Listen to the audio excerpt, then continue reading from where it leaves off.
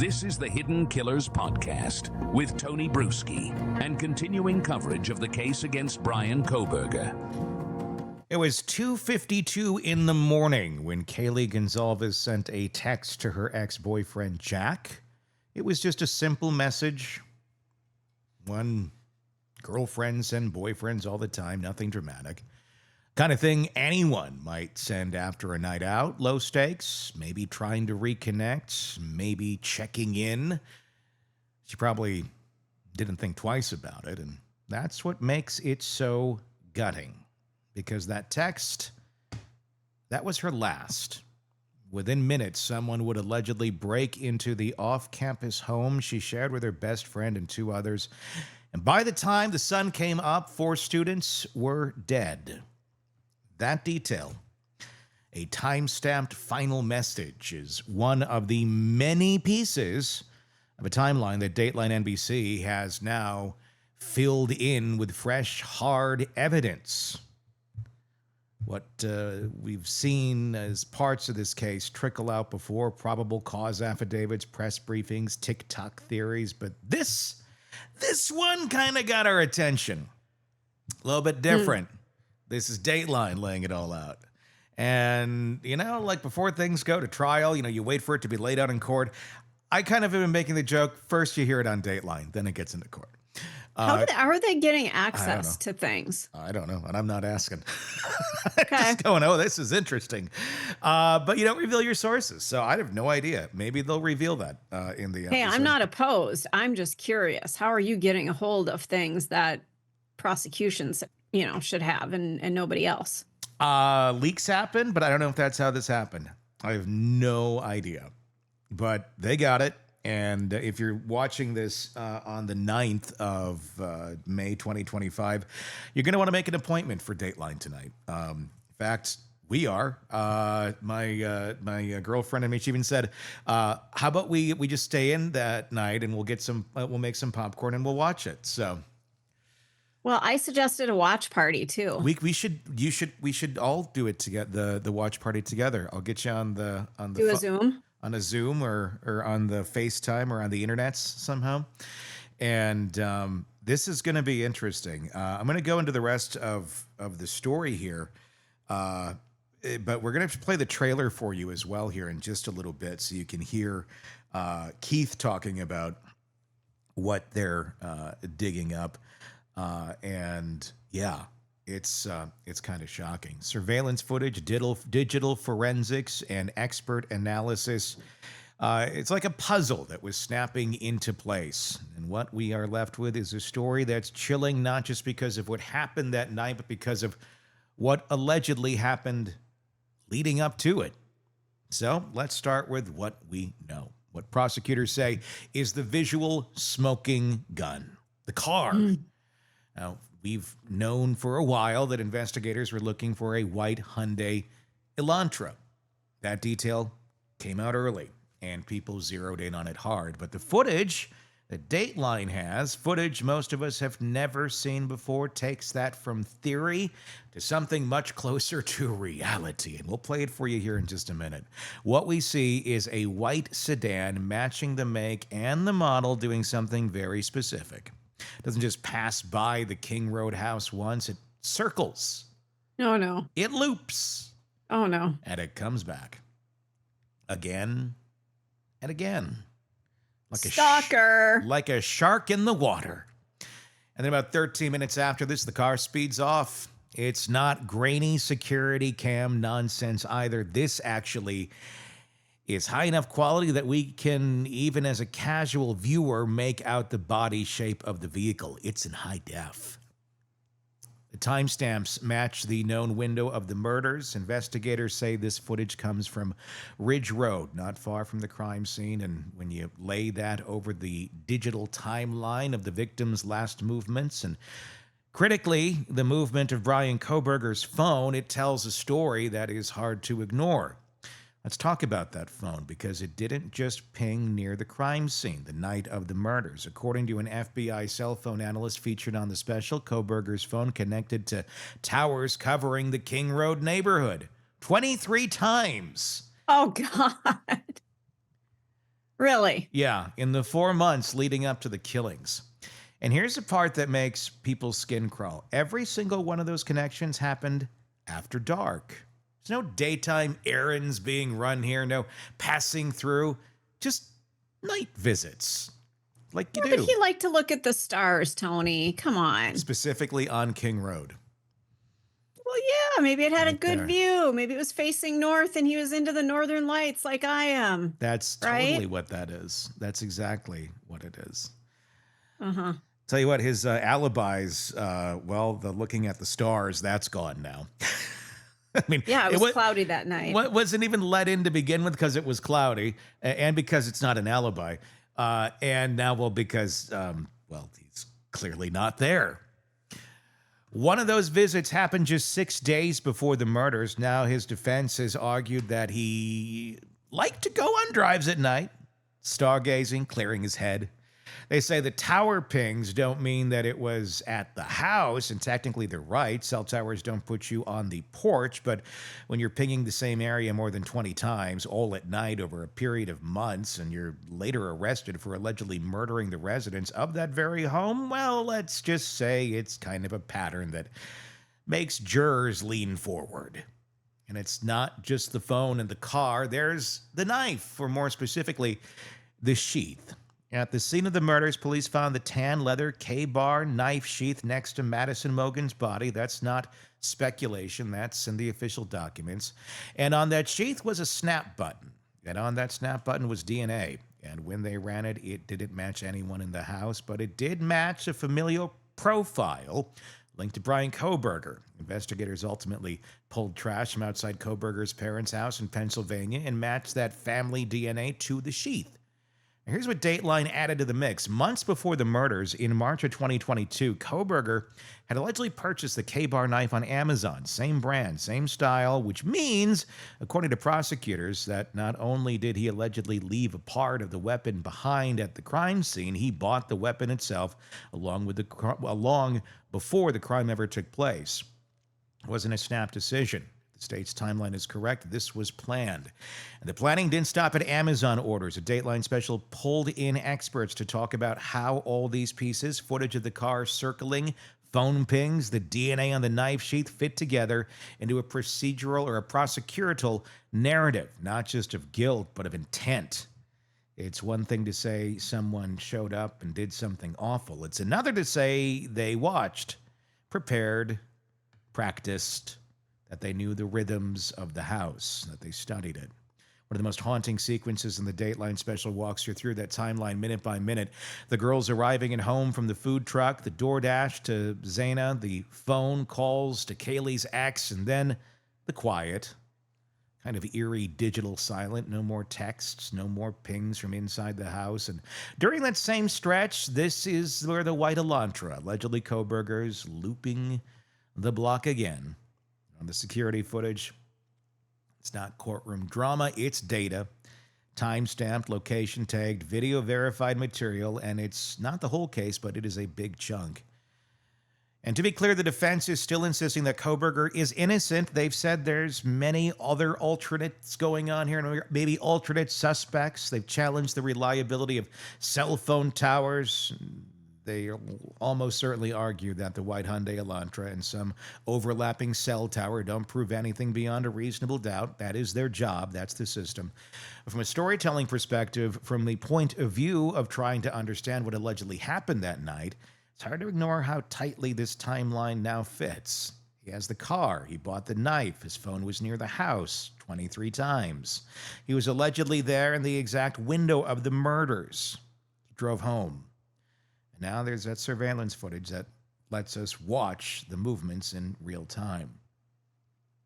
If you're trying to plan the perfect crime, you'd want to leave as little of yourself behind as possible. You want to avoid cameras. You want your phone off, and you'd want the murder weapon gone. What this new batch of evidence suggests is that the person who did this, whoever it was, left a lot behind. And not because they weren't trying to be careful, but maybe because there's no such thing as a perfect crime when the world is covered in cameras and data and DNA. It's one thing to track someone's movements that where, the when, the how, and that's data. It's directional. But knowing where someone was doesn't tell you why. Doesn't explain what's brewing behind the surface. And that's where behavior comes in. The psychological breadcrumbs that, when laid out, don't just show us what the person did, but how they think, how they escalate, and in some cases, how they allegedly start testing the limits of what they can get away with. And if Dateline's latest reporting is any indication, Bryan Kohberger left more of those breadcrumbs than anyone might have realized. Let's start with the search history. Yes, we now have a search history. We've been saying this for a long time. Wonder what's going to be on that. Again, before you and I started recording today, I made the comment that my search history has got to be just twisted as fuck. Really? Yes. I mean, you're looking up specific crimes, though. You're not looking. I'm not looking at looking methodology. up how to commit a crime. Yeah. So you have a lot of names in there of current things, but you're not looking up like methodology or.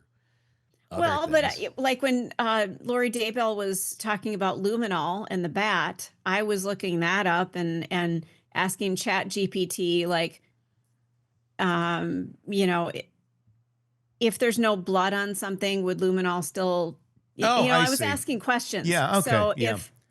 if somebody wanted to say, well, wait a minute. Well, you have the perfect out. True. Yeah. I mean, now that's a movie right there. I wonder if, hasn't there been things where there's been like true crime people that have actually committed crimes and then they look at their search. Yeah. I don't know. Because you can be like, the true crimer who's looking up all these things and you can just say it's part of the show and you can prove it. And then it relates to the crimes that you yourself are committing. Involving luminol.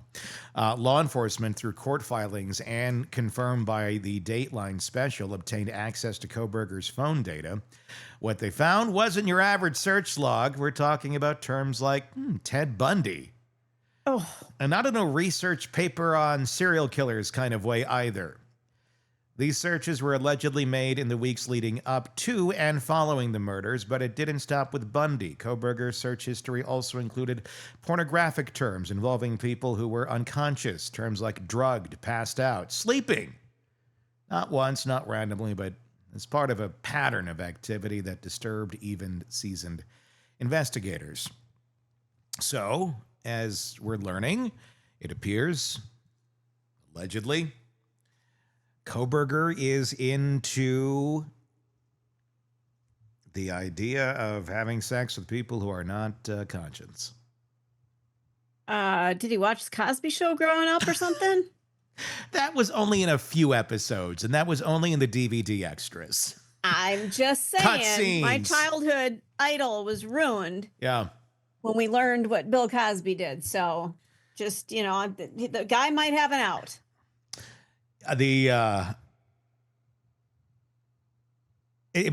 Does it surprise anyone? No.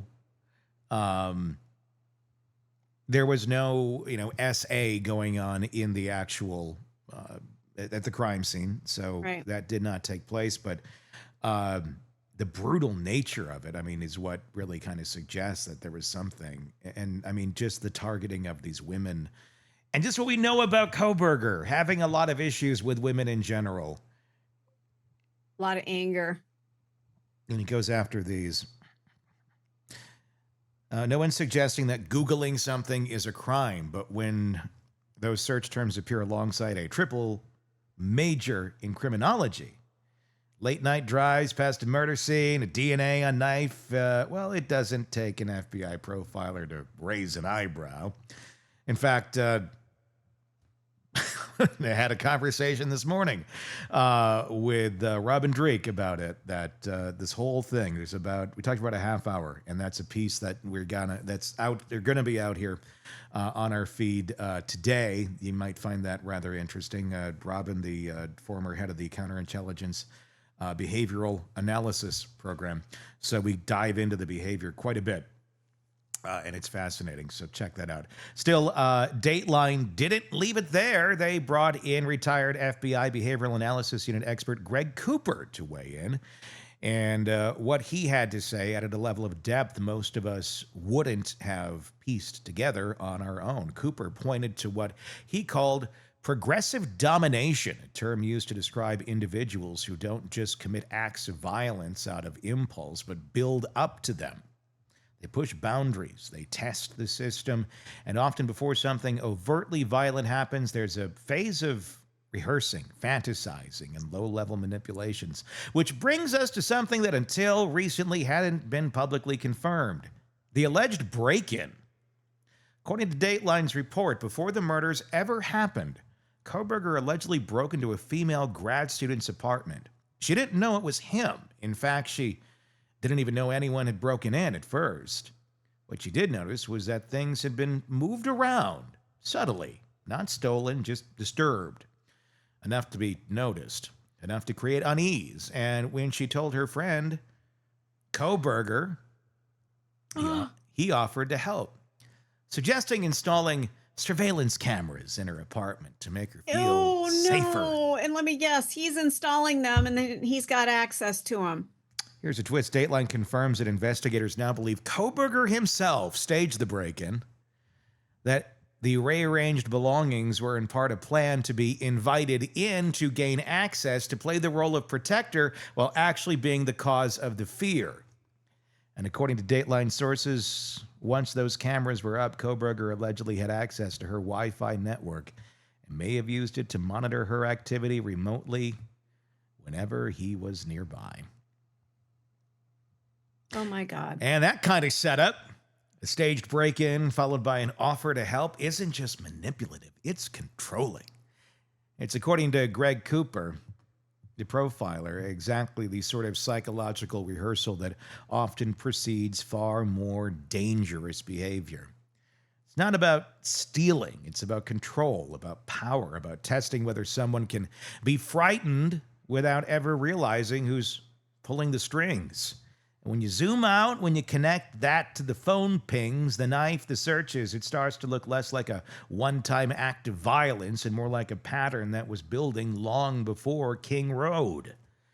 But it doesn't stop with stalking or digital footprints. Kohberger's social behavior in the months leading up to the murders also came under scrutiny, thanks to new accounts that are shared by Dateline by his former classmates. One woman, identified as Holly, recalled meeting Kohberger at a party shortly after he moved to the area. They made small talk, harmless stuff about hiking and graduate classes. Nothing stood out until the next day. That's when she got a message from him. It read, "Hey, I'm pretty sure we spoke about hiking trips yesterday. I really enjoyed that activity, so please let me know. Thanks." Oh God. That sounds a little formal. That's what she hey, said too. You want to go hiking sometime? "Hey, I'm pretty sure we spoke about hiking trips yesterday. I really enjoyed that activity, so please let me know. Thanks." Even ChatGPT is more casual than this. That's someone who doesn't know how to communicate, and it's a learned behavior. Yeah. Where they're trying to emulate other people who communicate, and this is what you get. It's like a cheap Chinese knockoff of communication. He's a Timu. Yeah, exactly. On its face, it's not threatening, but Holly described it as almost overly formal, like someone trying to role play a normal interaction and missing the mark. Yeah, exactly what I just said. And given what we now know, or at least what's been alleged, it takes on a different tone, not just awkward, controlled, performed like it was working off of a script. Other classmates told Dateline they had similar experiences, interactions that were stilted, forced, or invasive. One woman described how Kohberger inserted himself into conversations about spirituality or personal boundaries, only to follow up with texts that made her uncomfortable. These weren't crimes, but in hindsight, they stood out as early signs of someone who was trying to test what people would tolerate. Socially, emotionally, a person gauging reactions, studying discomfort like a lab subject. And that's what happened after the murders. Kohberger returned home to Pennsylvania over winter break. The trip itself was uneventful, at least on the surface. drove cross country with his father, got pulled over in Indiana, stayed with his family. But according to Dateline sources, it wasn't long before some of his relatives started noticing strange behavior. The most immediate red flag, Kohberger was wearing latex gloves constantly. Don't most people do that? All the time. I'm confused. Around the house, while touching doorknobs, handling things in the kitchen. Not casually, deliberately. And then came the bleach. Kohberger allegedly spent a significant amount of time cleaning out his car, meticulously. One family member reportedly observed him removing items, scrubbing surfaces, and then repeating the process. According to the Dateline report, this was not your standard road trip cleanup. It was clinical. And perhaps the most telling moment came when Kohberger was observed placing his trash into individual plastic baggies, sealing them, and then disposing of them in a neighbor's bin, not the family's. That act raised enough concern within the household that one of his sisters reportedly confronted the family directly, saying she feared Bryan might be the person responsible for the Idaho murders. Oh, Mike. Okay. Oh, boy. How many times do you suspect a family member of a crime based on what you've seen them do, like in the last 20 minutes? How often does that pop up in your life? Unless you're looking at things going, oh my God, A plus B plus C equals D. Holy shit. I can't say I've ever been there. Yeah, same. Yeah. So what do? Do you lock yourself in the bathroom, shut the door, stare at yourself in the mirror and go, I think I have a serial killer in my house. I got to do something. I think you sit the family down around the hearth, because it was around the holidays. Yeah, it was. Yeah, the Christmas tree is up in the corner. You light a fire, you put some candles on, you turn on some Jim Brickman, and you got the nice piano playing in the background. Family meeting, everyone. Family meeting. And everybody sits down. Now, is Bryan there? Or is he still out by the dumpster with his gloves and his Ziploc bags? That'd be an interesting one. Yeah. I would think he'd be outside. They locked the door like, we got to talk without him here. He's outside, but he doesn't know why. He's howling at the door like a dog.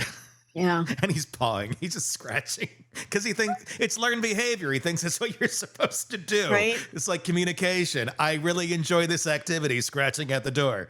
I don't know. But you sit down. I mean, I'm guessing if this is true, she probably went to, maybe it says what happens here. I believe she went to the parents and it was dismissed, at least by dad, strongly. In response, some family members quietly searched his vehicle for anything suspicious. So you actually go out to your kid's car because you were that suspicious. That's not good.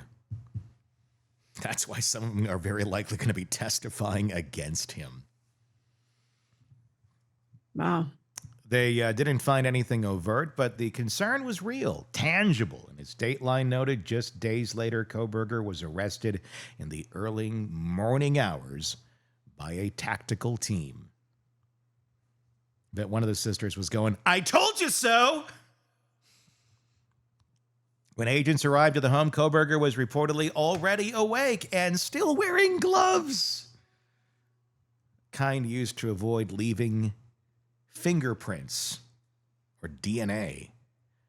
What in the name of what is he even doing at this point with it? Like, why? I mean, that's a lot of paranoia right there. I think that's I don't know. That boy is not right. Well, is he psychopath? Because that really shows like a discern for getting caught or not, or yeah, I don't know. There's that boy's not right. I actually used to, when I was in radio, my first station, that was one of my sweepers. It was that boy's not right. I remember. Yeah, I think, didn't you have one of those where we were? I think I got another one made there too. Mm-hmm. Yeah. But it was like one of the first ones that one of my first bosses got for me. I was like 15, 16 on the air, and we got the voice guy cut something, and I was like, this is amazing. Yeah. And he wrote that boy ain't right. None of this on its own proves guilt, but put together it outlines a behavioral arc that experts call a progression. That's a before filled with warning signs, and there's an after filled with concealment, and in between, a brutal crime. According to Greg Cooper, the progression fits a profile he's seen before. It's not random, it's not sudden, it's layered.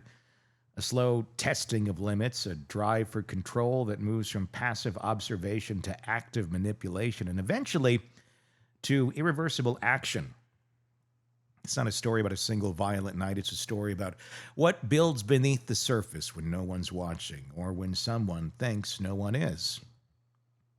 There's a lot in this case and a lot to be unpacked in the Dateline special. We'll have clips of it next week and we'll discuss. I wonder what else is going to come out in it, because a lot of times the previews reveal a lot. But I believe there's going to be more. I wonder exactly what that will be. I'm sure. Well, they're not giving away everything in the preview, so it's going to be one of those oh my God moments. Don't you think? I don't know. I mean, I think these are already oh my God moments, I think, but actually seeing the photos, I think I want to learn more about the context of the photos, what he had on his phone, what more of these texts sounded like. I think there'll be a lot more of that in depth that are just, it's going to fully enforce everything even stronger. And God, I mean, the thing is, the prosecution knows what's going to be coming out in court. The defense knows what's going to be coming out in court. So, do you think they knew that they know about this? They had to have, right? Well, at the end of the day, does it matter? It's all going to come out in court anyhow. Yeah. So, I mean, the public finding out about it a few months early, I mean, that you could argue, if you're going to go legal with it, it could be, well, that's going to taint a jury pool and all of that. But they already moved it to Boise, so you're already tainted, no matter what. There's already so much about this case that's out there. And it will be all presented in court. Like, none of this is like fictional things that you're not going to end up hearing about. But the fact that the defense of Kohberger knows all of these things already, and a lot more, I'm sure. I'm still wondering if there's going to be some sort of a plea deal. This is just it's stacking and stacking and stacking, and I don't know how you beat this with any sort of sense of a reasonable doubt. This is going to be hard for him. Especially when you get like family members testifying. Yeah. And on that note, let's watch the preview and you can see for yourself what is going to be coming out in this episode here of Dateline. Let me just get it pulled up. Can't wait to see this. All right. Get out your mini popcorn. In this house, just steps from campus, in the early morning hours of November 13th, 2022, 4 University of Idaho students, Maddie Mogan, Kaylee Gonsalves, Xana Kernodle, and Ethan Chapin, were stabbed to death. Their accused killer, Bryan Kohberger, faces trial this summer. He's pleaded not guilty. For the last 2.5 years, Dateline has been on the ground, reporting, gathering, and learning from people with direct knowledge of the case. We've obtained things that have never before been seen publicly, like these security videos from a camera on a house near the murder scene, videos that show a white sedan, a car that investigators believe was driven by Bryan Kohberger making repeated passes at the King Road house that night before the murders. With evidence like this and our reporting, we have assembled a timeline for the weeks, months, and days before and after the murders. Starting with a pool party Kohberger attended in July, just after he moved to the area in pursuit of his PhD in criminology. An exclusive interview with a woman who exchanged numbers with Kohberger, then did not return his text. The universe intervened and for whatever reason just distracted me from further engaging in that interaction. We'll also reveal records from Kohberger's cell phone that are in the possession of law enforcement and Google searches regarding the serial killer Ted Bundy. We have also seen these.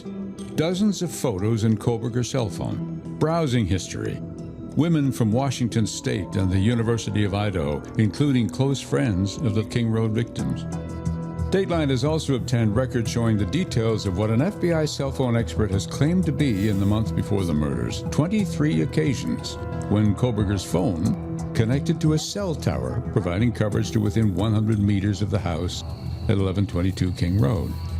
And in the hours after the murders, details of the timing of phone calls Bryan Kohberger made to a phone linked to his parents just before the controversial selfie he took. And we'll talk to the mother whose daughter was supposed to be staying in the house the night of the murders, but a change of plans may have saved her daughter's life. How soon was it that you thought, my God, she was going to be there? I didn't think about that right away. Oh. All I could think about was the kids. Makes you sad too, doesn't it? It does. Sorry.